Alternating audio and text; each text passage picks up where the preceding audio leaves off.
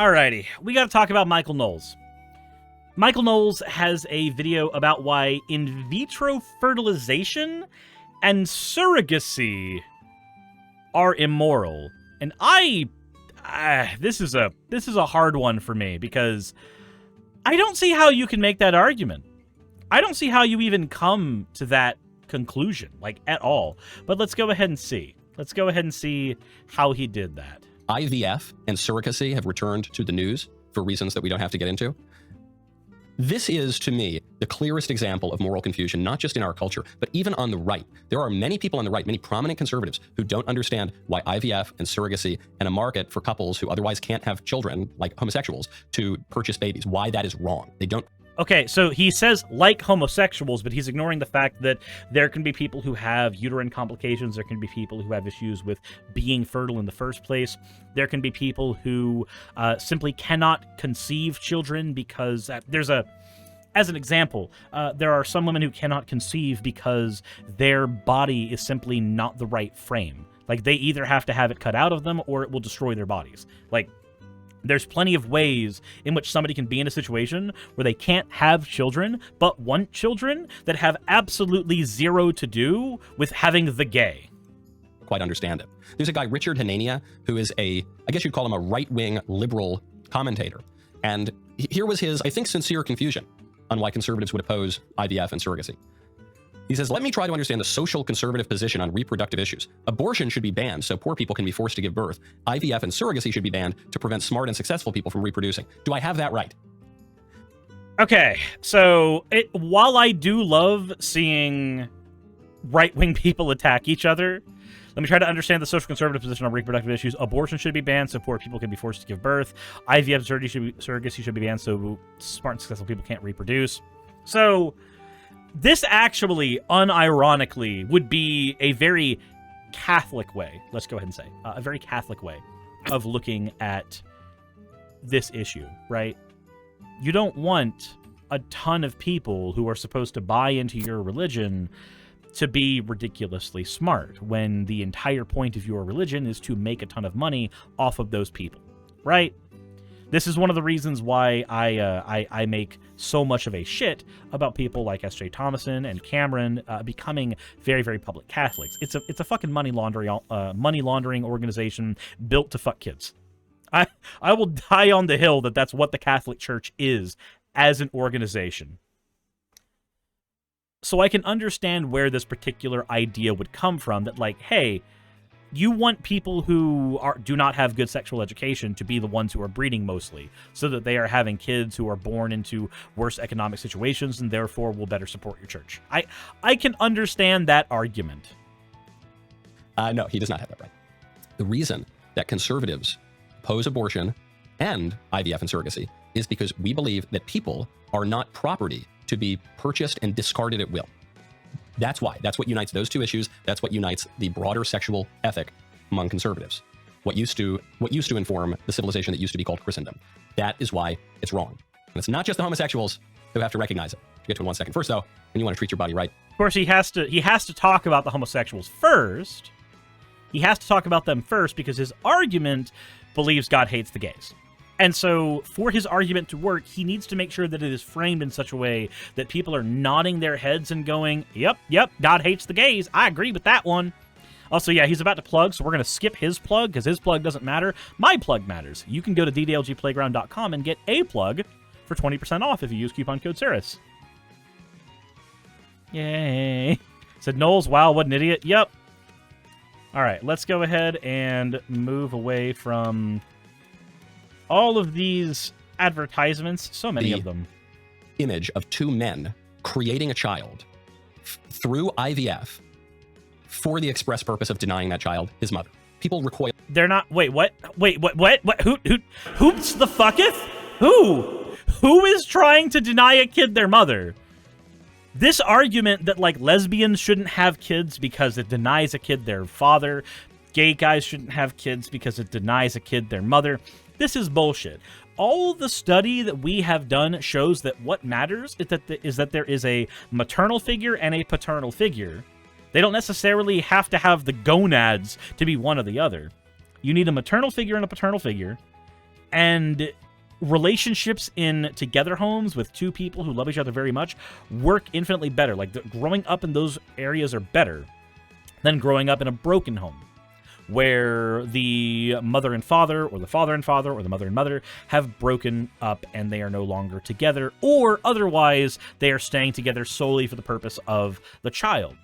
That's what our research shows. Our research shows that these kids grow up perfectly fine as long as there's a two-parent household and the two parents have a good dynamic, and that dynamic is not attached to their sex organs.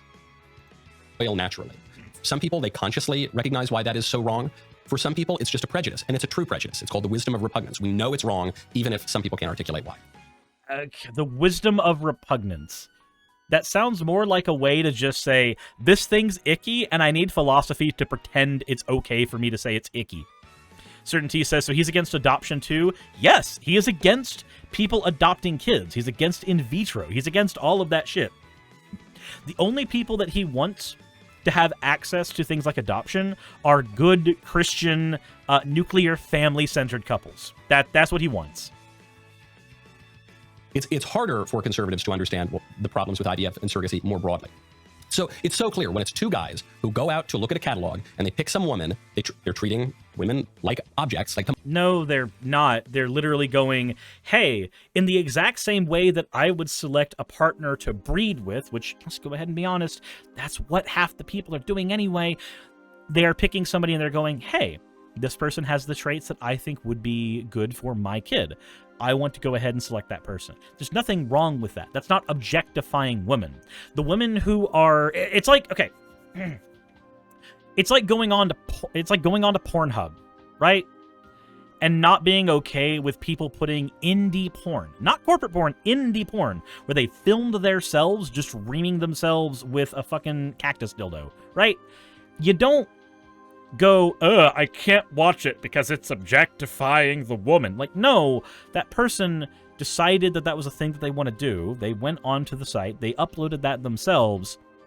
They know what they're doing. Somebody puts their stuff up on OnlyFans, same thing. They know what they're doing. You are not harming them by looking at them. You are not harming them by doing that.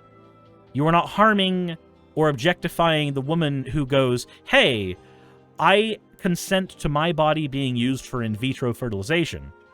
You're not harming that person by looking at them in a catalog. You're not doing anything.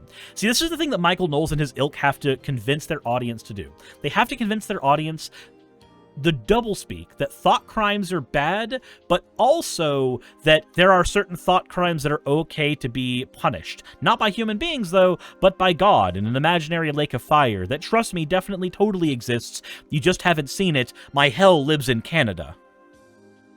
Commodities to be purchased. And they say, yeah, I want a woman with blonde hair, and I want her to have gone to Princeton, and I want her to work in banking. Ooh, yeah, maybe we'll get a future financier in our family. And I want her to have blue eyes, and I want her... That's obviously degrading and dehumanizing. Then they find... There's nothing degrading and dehumanizing about that.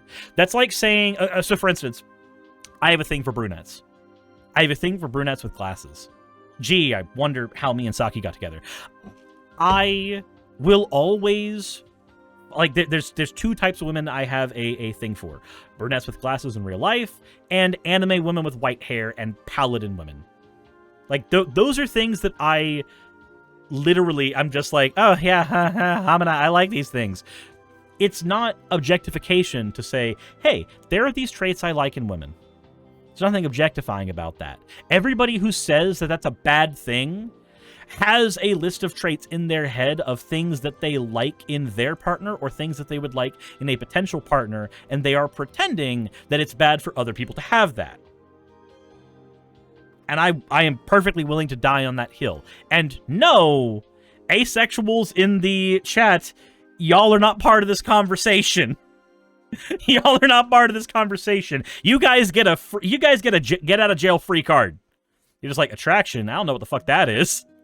You guys get a get out of jail free card. Certainty goes, British men. Yeah, and I know who you're dating, so it makes sense. It makes sense, T. You and British men also dating a British man. Imagine that. I said, so librarians? If librarians is your thing, there's nothing wrong with that. I think pretending that there's something wrong with that would be a step too far for everyone. and some poor woman who wants to make 20 or 30 grand, often in third world countries, or at least in struggling countries like Ukraine, they will say, okay, I'm going to pick that woman, I'm going to rent her womb, and we're going to implant these babies in her womb, and then she's going to gestate our children for 9 months. And then we are going to do all of this with the express purpose of ripping that child away, not only from his biological mother, his genetic mother, whom he'll never... Your biological mother doesn't matter. I will also die on the hill that the family you choose is infinitely more important than the family of circumstance that you are born into.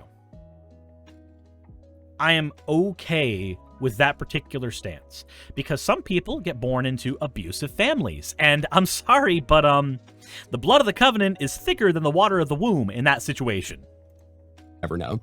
But also from the nearest thing to a mother he's ever known, the woman in whose body he has been, whose voice he has heard for 9 months, we're just going to rip him away from that person, not give him the comfort of that person holding him when he's born, and we're going to do that to satisfy our natural desires, but our disordered behavior, because we have chosen, these two men have chosen to be in a relationship that is intrinsically sterile, but in order to accommodate their desires. So wait, hold on. I have a question. If a woman finds out that her uterus is going to kill her, so she gets it removed at the ripe old age of, say, 19, right? Like she has a cancer in the uterus or any other infection, and so it needs to be removed. So this woman cannot have a child, right? She's a cis woman. She can't have a kid. Should you punish any guy who gets in a relationship with her? She's still got her eggs.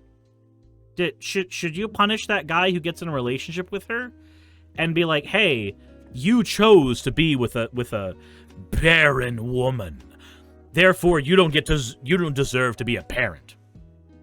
That would sound insane if that was his position, right? That would sound stupid, right? Over the needs and best interests of a child, we're going to create a kid to deny him his mother. Do you like your mother? Do you think your mother had any positive influence in your life growing up? Well, yeah, my mom did, but you know who else did?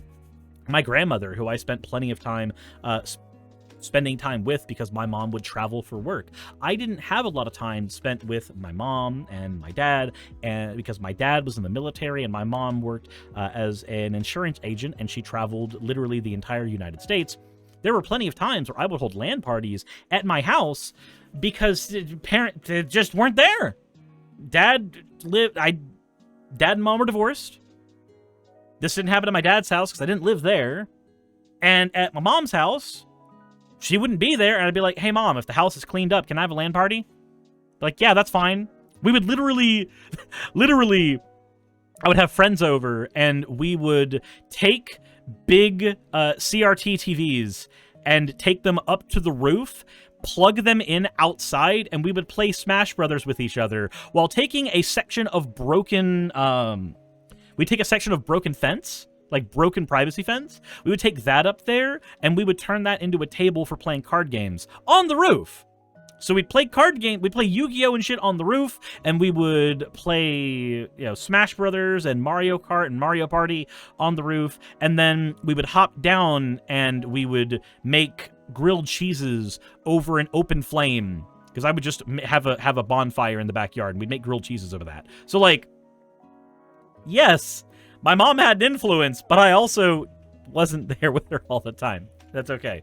Suris, what branch? My dad was in the Air Force. He was a master load sergeant. That sounds like a fucking blast. Yeah.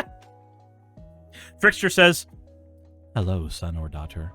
This is your mother. Just...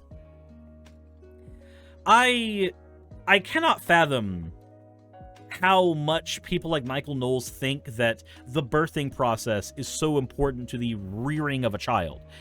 Anybody could have basically been the parental figure for me there. It didn't have to be my mom. It didn't have to be my dad. It most certainly wasn't my dad. It could have easily been, my grandmother. It could have easily been my grandpa. It could have easily been my aunt and uncle. It could have easily been any of them because they were the ones who were there at the time. And that's not just because they were my family. They were the people who were there. So if you insert literally anybody else there, it would have been them instead. We're denying that. Obviously, we all do. We all love our mothers. Even if you have a mother who's not that great, even you still probably love your mother. You are now depriving your child of one of the most important connections that any human being can have. except you're not. So the reason that you love your mother isn't because you popped out of her vagina. The reason you probably love your mother is because you have a grouping of experiences with her, and you have positive associations with her because of those things. If you have two dads, you have those experiences with one of them. That's what that is. You have those experiences with a different person. The reason you care about your mom so much isn't because you popped out of her. It's because you have shared experiences. That's how human connections work, Michael. That is obviously terribly, terribly wrong. And the men who do this, a lot of them probably don't know that. And a lot of them have been blinded to that. And the culture has told all of these men that it's totally fine. And the culture has told men that men and women are It's not that the culture has told people that it's fine. It's that it's logically consistent. Interchangeable and there's no difference between them. And the culture is, the law has even told men that they have every right to do this. So I don't even blame them all personally. Generally, they know not what they do. But it's terribly, terribly evil. But put the homosexuals aside for a second. They don't deserve to bear all the blame for this, because the traditional view is that IVF and surrogacy are wrong, period, for everybody. Why is that? Someone wrote to me, said, Michael, you know, I can't believe you said this, because I can somewhat intellectually understand why IVF and surrogacy might be bad in theory, but I've got nieces who were conceived through IVF. And I'm glad that my nieces are alive, so go F yourself, Michael, because anything that would allow my nieces to be alive, I think is totally fine, you big jerk. You Bible-thumping, moralizing jerk. Okay, all right, hold on, calm down. I hear you. No, nobody. This person's not going to calm down, Michael. They're not there. I'm sure your nieces are great. I'm sure your nieces are wonderful, I say. And your nieces have a right to life, and it's good that your nieces exist. The problem for IVF and surrogacy is that no ends, no matter how good, justify immoral means. So, Michael, congratulations. You understand the reason why abortion is okay. You understand the reasons why abortion's okay. You get it now. You understand it intrinsically. One of the arguments that people have used against abortion, as fact S.J. Thompson has used against abortion, is, I had a child that I considered aborting, and I chose not to, and they are the light of my life! They might make a good coaster for my drink! That's the argument, right? They are happy that they have a child, and now apparently that child is their piece of evidence that abortion bad. Except, no, you individually having a good kid is not a good reason why abortion should be taken away from other people who don't want to have that. Anyway, so, when we're looking at this argument from Michael, we have to ask ourselves, what is he actually saying? Well, he's basically saying, it's fine that you have these nieces that you love, but they were born wrong, and that makes it wrong. What kind of psychopathic asshat says that? What kind of psychopathic asshat says that? And I'm not just saying that to make fun of Michael for looking like the guy who pretends he's not a serial killer. I'm not doing that. What I'm trying to say is, a person brought up that, hey, these people were conceived via in vitro. They are my evidence why this shouldn't be bad. It's just like when somebody has a kid who turns out to be trans or turns out to be gay. When they have that kid and they go, oh, wait, hold on. This person here puts things into a different perspective for me. That's what they're really saying.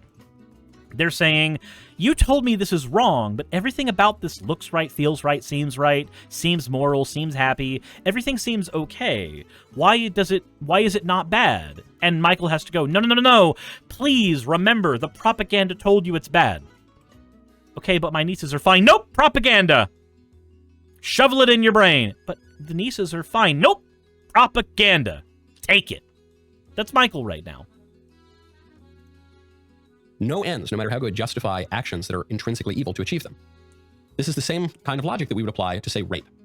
A child who is conceived in rape, I know some. They have a right to life. It's very good that they exist. We like these people. Had your nieces, God forbid, been conceived in a case of rape, you would say, I love my nieces, and how dare you suggest they shouldn't exist? And how dare you say, I'm not suggesting they shouldn't exist. I'm not suggesting they don't have a right to life. I'm not suggesting they're not good at all. But let's follow this idea to its logical conclusion. Does the fact that your niece's existence is good and they have a right to life, does that fact justify rape? Certainly not. No, but the difference here is with rape, there is a victim, right? With rape, there is somebody who had to suffer. With in vitro, nobody's having to suffer. The woman consented to having her womb used. The gay couple consented to the extraction of their sperm and whichever method that they're using. Everybody in this position consents and agrees. If we follow it to its logical conclusion, the main difference between these two things, the reason they are not analogous, is that in the rape situation, consent was stripped away from somebody. Autonomy was ripped away from someone. That makes these situations non-comparable. Likewise, good ends can be wonderful and we can celebrate them, but they don't justify immoral means. The reason surrogacy and IVF are immoral is because they interfere into the family. They break up. The family, by the way, is a concept we made up. The nucleus, the very building block of political society. They separate the reproductive from the conjugal act. They establish the domination of technology over the origin and destiny of human life. There's nothing wrong with that either. Okay, so I'm gonna go ahead and tell you why this point is fucking stupid, and it has nothing to do with transhumanism. This argument can basically be used to say vaccines are wrong. Vaccines are bad. And I'm not talking about just the COVID vaccine that there are some idiots who, if they happen to be watching my channel, would still go, I don't like it. I don't want to put it in my body. Bitch, you don't even know how mRNA works. Go fuck off. But anyway, this is somebody saying, no, the natural human destiny doesn't include fixing your leg from a car crash. It doesn't include driving a car to work to go there faster. It doesn't include using vaccines so that you don't die from a flu. The natural human destiny doesn't mean shit. If you want to say technology bad, it interferes with the natural human destiny, guess what? Natural human destiny did not include a guy being able to talk on YouTube. You're here talking on YouTube. Shut the fuck up about technology that you use. And they can have all sorts of unintended consequences. Every 6 months, it seems, there's some story in the news about how some couples who did IVF, whoopsie-daisy, the test tubes got switched, and an Asian couple gave birth to a black baby. So they knew, hold on, this isn't our baby. And so, you know that happens with the regular birthing process too, right? Like, that happens just as a factoid when you have a lot of women who are giving birth at around the same time in a hospital. That one room that has a couple of babies in it that are waiting to go to their moms, this shit gets swapped up. That happens. Also, yeah, the in vitro surrogacy thing, that doesn't really get tripped up that much. I don't have actual data on this, but that's okay, because Michael Knowles isn't using data either. You know, the black couple gave birth to a redheaded white baby, and then this, oh, whoopsie-daisy, we switched the test tubes around. Well, now there's a legal case. Who's my child? That's no good. Why else? What else are some of the unintended consequences of IVF? Well, usually in IVF, many humans... Yeah, he said sometimes mistakes happen, so we should ban it. We should ban cars, because sometimes crashes happen. We should ban buildings because sometimes they fall. We should ban masturbation because sometimes it gets in your eye. Hold on, wait. Sorry. That was a personal anecdote. Please, editor, who was me, cut that out of the final video. Anywho. Beings are created. Embryos are made. And then you use one or two of them. Maybe you try to implant multiple, and then, oh, too many took. Okay, so we're going to have to abort a couple of them. Or you only do one or two at a time, then you put the rest in a freezer, and okay, we actually don't want a third child. So then those human beings remain frozen on ice in perpetuity. That's obviously profoundly immoral. I mean... how? They have no experiences. They have nothing that makes them a person. So I have a question. Michael, I know you're not going to watch my videos because you're a larger channel than me, and you actually get viewers to your channel in a very staggering amount in a way that makes me worried for the future of the human race. I say that, but this has 12,000 views for his 1.77 million subscribers. 12,000 in 24 hours for a 1.7 million subscriber channel. That feels low. It feels a little low. Anyway, point is, Michael, I do not know why that matters. Because let's say you're in a burning building and you've got a baby crying in a crib, wanting to be rescued from the burning building. And then on the other end of the room, you've got a vat filled with a bunch of fertilized eggs that have not... You know, they're not quite at zygote phase, but don't worry, they'll get there in a couple hours, maybe. Which do you save? Do you save the vat of test tubes, or do you save the crying child? Well, anybody with half a brain would say save the crying child. They're actually a person. They actually have experiences. They will actually suffer if they die here. But the test tubes? Why would you save those? That's a clump of matter that doesn't have thoughts, personality, or anything yet. It has nothing.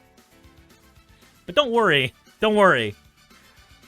Michael Knowles here probably would choose... He would have to choose the test tubes, right?